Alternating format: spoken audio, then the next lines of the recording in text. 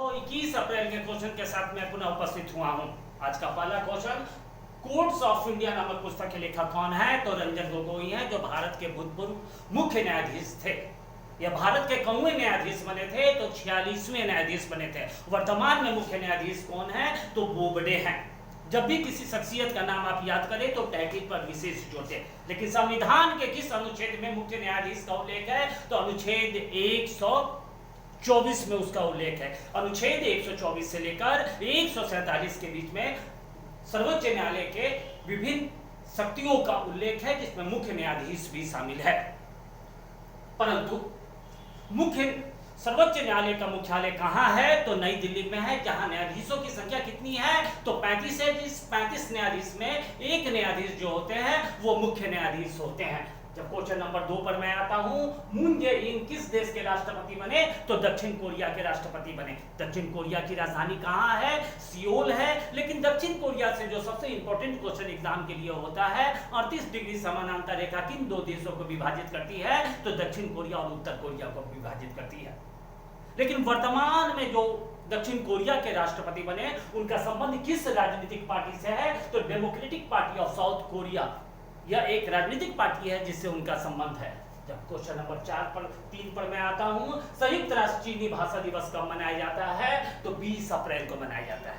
लेकिन चीन में बोले जाने वाली भाषा को हम किस नाम से जानते हैं? तो मंदारिन के नाम से जानते हैं। लेकिन चीनी भाषा की जो लिपि है उसे विकसित करने का श्रेय किसे दिया जाता है? तंगी जी को दिया जाता है।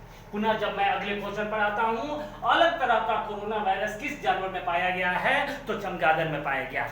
चमगादड़ में जो कोरोना वायरस पाया जाता है उसे हम किस नाम से जानते हैं? तो BTCOV के नाम से जानते हैं। लेकिन मनुष्य में पाया जाने वाला कोरोना वायरस को कोविड-19 के नाम से जाना जाता है।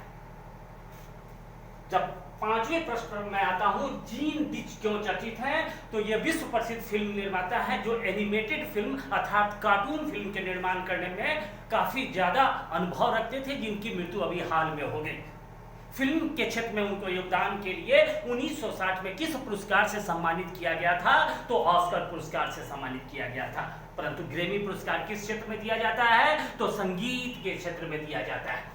कैल्सीफेरॉल किस विटामिन का रासायनिक नाम है? तो विटामिन डी का रासायनिक नाम है। विटामिन डी के कमी से क्या होता है? शरीर की हड्डियां काफी कमजोर हो जाती है। लेकिन विटामिन डी का सबसे अच्छा स्रोत क्या है? तो विटामिन डी का सबसे अच्छा स्रोत सूरज का प्रकाश है। लेकिन किस विटामिन को हार्मोन माना जाता है? तो विटामिन डी को हार्मोन माना जाता है। दक्षिण का कबीर किसे कहा जाता है? तो दक्षिण का कबीर तुकाराम को कहा जाता है, जिन्होंने मराठी भाषा में कई लोकप्रिय भजन की रचना की। उनके द्वारा अभंग नामक पुस्तक की रचना की गई। लेकिन मूलतः कबीर किस पुस्तक के लिए प्रसिद्ध थे? तो कबीर बीजक नामक पुस्तक के लिए प्रसिद्ध थे। कबीर का जन्म कहाँ हुआ था? मगहर में हुआ था। लेकिन कबीर किसके समकालीन थे? तो सिकंदर लोधी के समकालीन थे।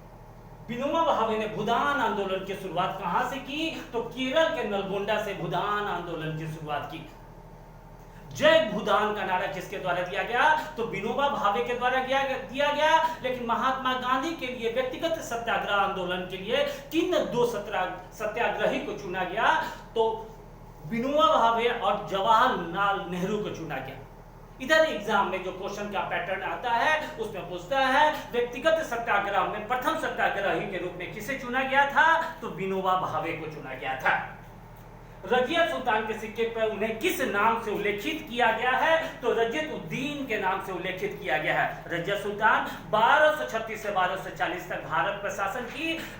संपूर्ण भारत पर शासन करने वाली पहली महिला शासिका कौन थी? रजिया सुल्तान थी, जिसने इस्लामी प्रथा को त्याग कर नए ढंग से शासन किया और उन्होंने कुबा और कुला नामक वस्त्र को धारण किया।